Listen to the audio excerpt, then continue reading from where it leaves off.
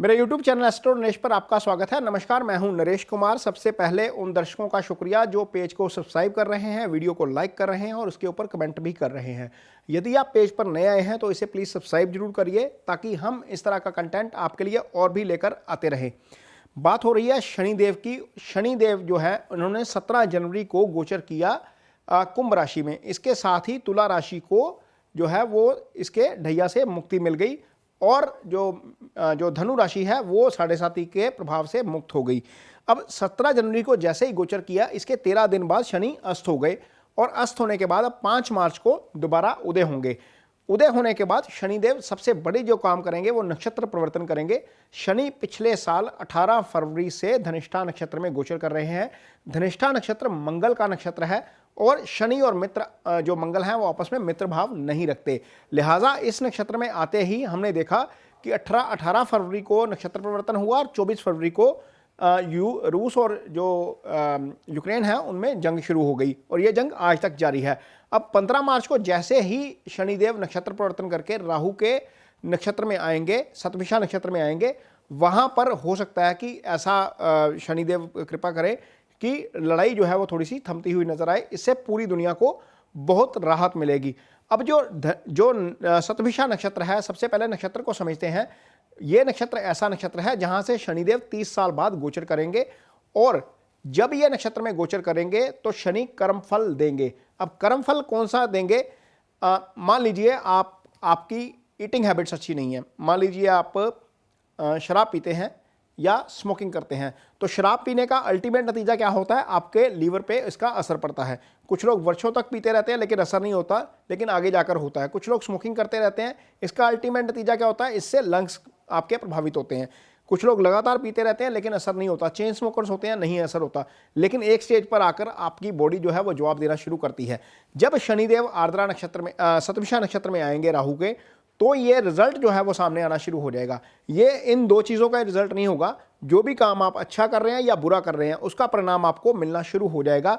ये परिणाम कैसे मिलेगा, किस राशि पर क्या असर होगा, इसकी चर्चा आगे करेंगे। बात करेंगे मकर राशि की। मकर राशि जिसके स्वामी खुद शनि देव हैं। मकर राशि के ऊपर शनि की 7.5 का आखिरी ढैया चल रहा है और जो आखिरी ढैया होता है वो सामान्य तौर पर बेहतर होता है पहले 2 ढैयों के मुकाबले।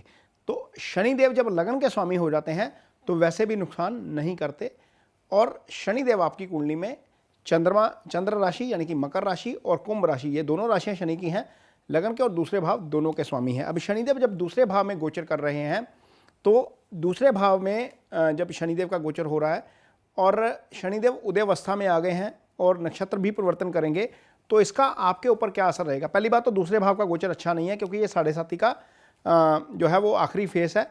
लेकिन लगन के ऊपर से यानी कि चंद्रमा के ऊपर से गोचर के मुकाबले दूसरे भाव से गोचर जो है वो अच्छा है, यानी कि थोड़ी सी राहत आपको मिल सकती है इस गोचर के दौरान और शनिदेव के उदय होने के बाद। सबसे पहली बात तो यह कि राशि के स्वामी का उदय होना ही अपने आप में अच्छी चीज़ है।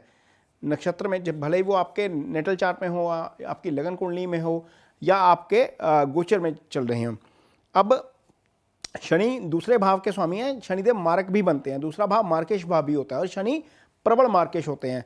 लेकिन जब दूसरे भाव में शनि गोचर कर रहे हैं तो आपकी कुंडली में चौथे भाव को देख रहे हैं। चौथा भाव सुख स्थान है आपका। तो जब पूरी ताकत में आ गए हैं शनिदेव और उस नक्षत्र में आ गए हैं जहाँ पर शनिदेव कर्म फल करते हैं, तो यदि आपका कर्म अच्छा रहा है तो आपको निश्चित तौर पर उसके अच्छे फल मिलेंगे। लेकिन यदि आप प्लानिंग कर रहे हैं कि आपने कोई प्रॉपर्टी खरीदनी है, कोई मकान खरीदना है, कोई गाड़ी खरीदनी है, तो वहाँ पर आपको हो सकता है कि थोड़ी सी दिक्कतों का सामना करना पड़े। ये शनिदेव के गोचर का असर रहेगा उदय होने के बाद, क्योंकि चौथे भाव पर शनिदेव की दृष्टि है तो वहाँ पर चीज़ें थोड़ी सी डिस्टर्ब हो सकती हैं। जब शनिदेव दूसरे भाव में गोचर करते हैं तो अष्टम को देख रहे हैं, तो गाड़ी प्लीज़ थोड़ा सा धीमे चलाई जाए। मकर राशि के जातक जो है वो दुर्घटना के शिकार हो सकते हैं किसी भी तरह से।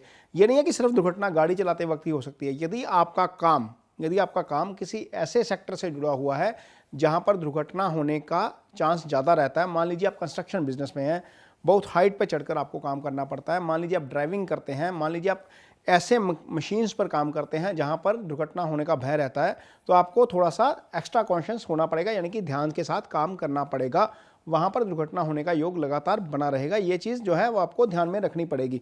एक तो 7.5 ही चल रही है, यदि ऊपर से दशा भी शनि की चल रही होगी या महादशा भी शनि की चल रही होगी, या मान लीजिए आपकी कुंडली में बुध की हुई दशा चल रही है, 6ठे भाव के स्वामी हैं, यदि सूर्य की दशा चल रही है, वो आपकी कुंडली में जाकर बनते हैं अष्टम के स्वामी, और या फिर आपकी कुंडली में गुरु की दशा चल रही है जो 12वें भाव के भी स्वामी बनते हैं, तो चीज़ें थोड़ी सी ज़्यादा डिस्टर्ब हो सकती हैं। एक तो दशा 6, 8, 12 की हो जाएगी, ऊपर से शनि का जो है वो अंतर जो है वो जो गोचर है वो ज़्यादा शुभ नहीं है, तो वहाँ पर चीज़ें थोड़ी सी ज़्यादा डिस्टर्ब हो सकती हैं। ये कंडीशन है कि यदि 6, 8, 12 की दशा चल रही है। यदि 6, 8, 12 की दशा नहीं है तो चीज़ें बेहतर ही रहेंगी, अदरवाइज बहुत ज़्यादा डिस्टर्बेंस नहीं होगी। शनिदेव यहाँ पर गोचर करेंगे तो आपकी कुंडली में 11वें भाव को देखेंगे। 11वां भाव बड़े भाई का भाव है, वहाँ पर उनकी हेल्थ के साथ थोड़ा सा इशू हो सकता है। ये चीज़ आपको ध्यान में रखनी पड़ेगी, या आपकी उनके साथ अंडरस्टैंडिंग को लेकर कोई इशू खड़ा हो सकता है, वहाँ पर चीज़ें थोड़ी सी आपको ध्यान में रखनी पड़ेंगी। यदि आप प्रमोशन एक्सपेक्ट कर रहे हैं तो हो सकता है कि उस प्रमोशन में डिले हो जाए। मैं ये नहीं कह रहा कि प्रमोशन नहीं होगी, लेकिन उसमें डिले हो सकता है। ये चीज़ आपको मकर राशि के जातकों को थोड़ी सी ध्यान में रखकर चलनी पड़ेगी। अदरवाइज ये जो गोचर है या जो शनिदेव उदय हो रहे हैं 5 मार्च को, नक्षत्र परिवर्तन कर रहे हैं 15 मार्च को, कंपेयर यदि हम करेंगे, तुलनात्मक यदि हम इसका विश्लेषण करेंगे तो चंद्रमा के ऊपर से गोचर के मुकाबले ये आपके लिए बेहतर ही रहेगा। तो ये वीडियो आपको कैसा लगा, इसके लिए अपनी कमेंट बॉक्स में मुझे अपनी राय ज़रूर दीजिए। यदि ये वीडियो अच्छा लगता है तो इसे शेयर ज़रूर कीजिए। इसके साथ ही मुझे दीजिए इजाज़त। नमस्कार।